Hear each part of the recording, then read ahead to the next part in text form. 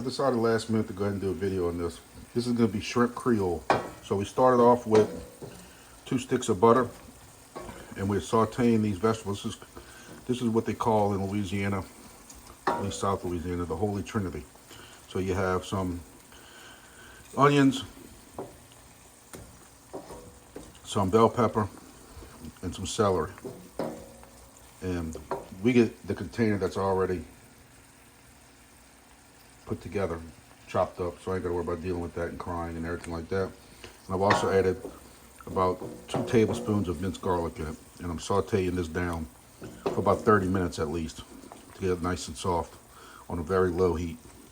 And I'll go ahead and got 6 minutes left, and if it's not really clear, like you can tell right now, it's not really that clear. I'm gonna go ahead and I will let it cook down a little bit longer until it's really clear and tender.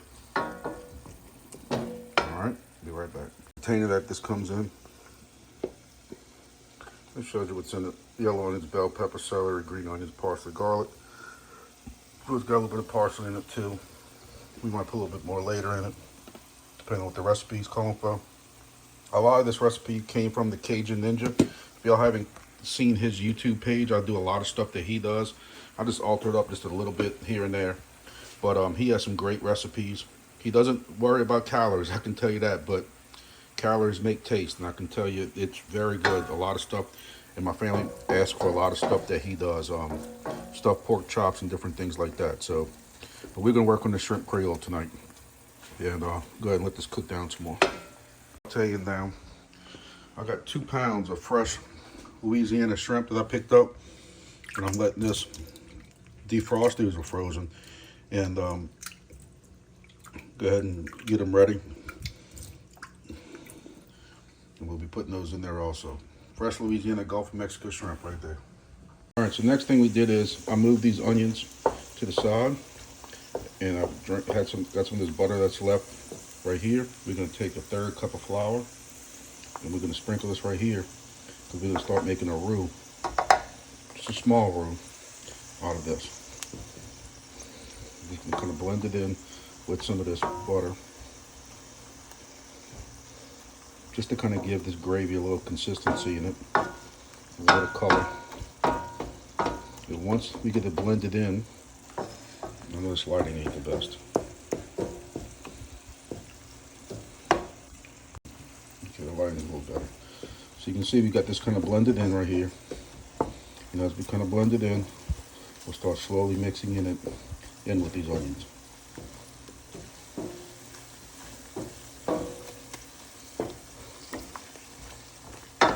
Until it's all incorporated all the way around. I'll go ahead and cook it down a little bit. Got this on a kind of a low to medium, but mostly low heat. This is all incorporated. We're going to cook this down another 15-20 minutes. With this roux kind of cooking a little bit, brown up just a little bit, and continue softening up our vegetables. And I'm going to keep stirring. I don't want this to stick. I don't want this to burn. So for 15 minutes, I think that's what I got left, I'm going to keep on stirring. And I'll be back in a little bit. All right, so that's been cooking down for 10 minutes. We're putting 1 can of Rotel Original for a little bit of spice. We've got this tomatoes in it also. We're gonna stir this in. We'll let it cook down for about 5 minutes before our next step. All right, we got that cooking down. And we're gonna I'm putting 2 cans of crushed tomatoes in here, 15 ounce. The recipe I use calls for one of the bigger 28 or 30 ounce cans. My store didn't have that, so this is all they had. So I'm gonna end up using 2 of these smaller cans. I'm gonna stir this in. One thing you want to make sure for, since you have this roux, is make sure you wash the bottom of this pot. You don't want anything sticking. That's why we have this on a very low heat. All right, and here's my other can. I'm going to stir this in and let this cook down for about 5 minutes also. All right, so this recipe calls for 2 cups of shrimp stock. If you're peeling your shrimp, you can boil those peelings in water and create its own stock. But since my shrimp came peeled already, I'm just going to use this seafood stock that's right here and put 2 cups of that. And I'm gonna pour that in slowly as I incorporate that.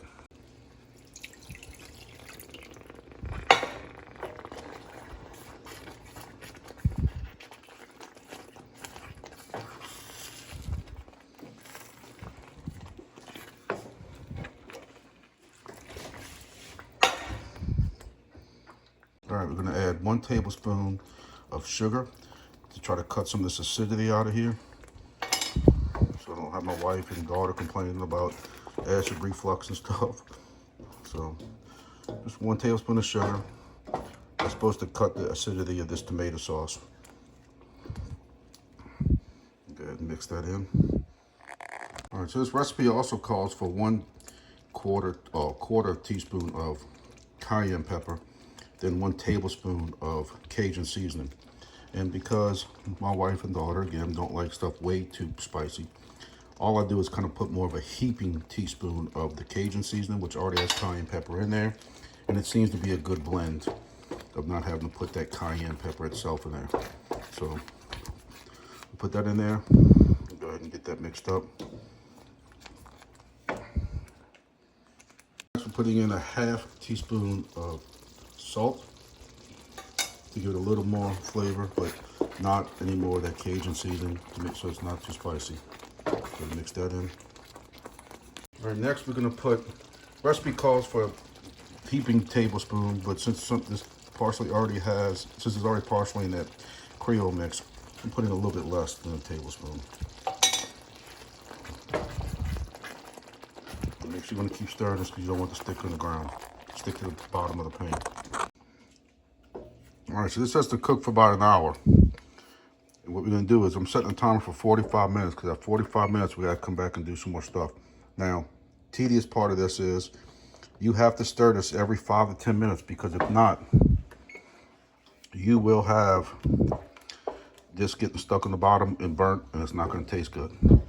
So, let me go ahead, I got this on the lowest heat it will go. And started my timer at 45 minutes. I'm glad to start cooking.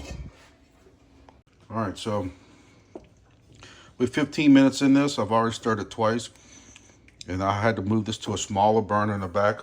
I still have it on low, and it's sticking on the bottom, so that's why every 5 minutes, you gotta make sure you come in here and stir this.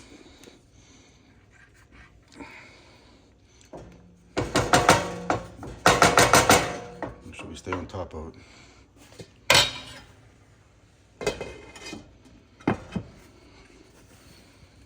All right, now that the 45 minutes is up, I'm taking the rest of the seafood stock. I need 4 cups of this. So I'm putting the remainder of this in here, and whatever else it takes, I'm doing water up to 4 cups. So we have 4 cups. We'll cut the one in the pot.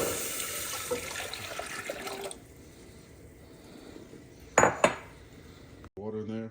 I'm putting 2 cups of rice. That's my second one. Also putting in a 1/2 teaspoon of salt for flavor. I'm gonna get this heated up. All right, so we're waiting for this to start boiling. Don't forget every 5 minutes, we're stirring that. We also took our shrimp out of the refrigerator because we don't want them super cold when we put them in here in a little while. All right, so we have a hard rolling bowl in this rice. We're gonna lower it. I'm putting it on this simmer in the back on a low heat for 25 minutes.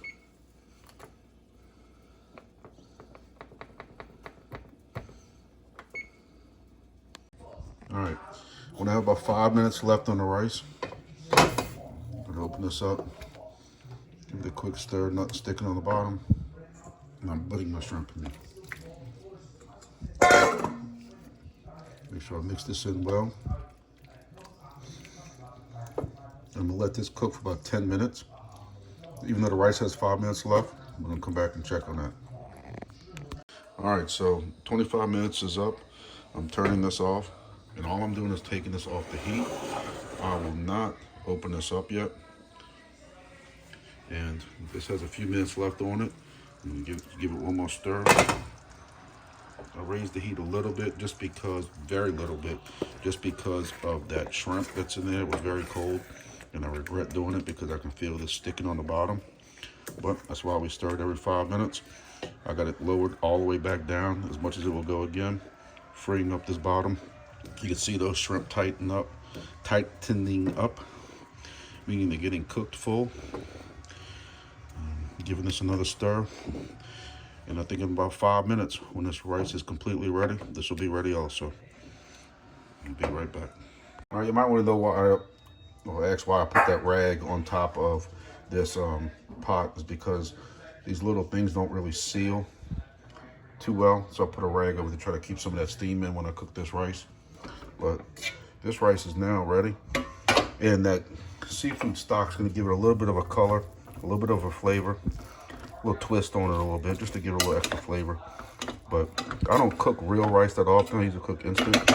So this actually looks like it came out pretty well. Fluff it up a little bit, and I'll continue to fluffing that up after I turn off the camera. And our shrimp creole is ready. I cannot explain to you how well this smells. My mouth is watering, but we are ready to go on this. So I'm gonna go ahead and fluff this rice up a little bit, get the kids and them ready to go, come eat, and I'll plate it up and show you what this looks like once it's on the plate.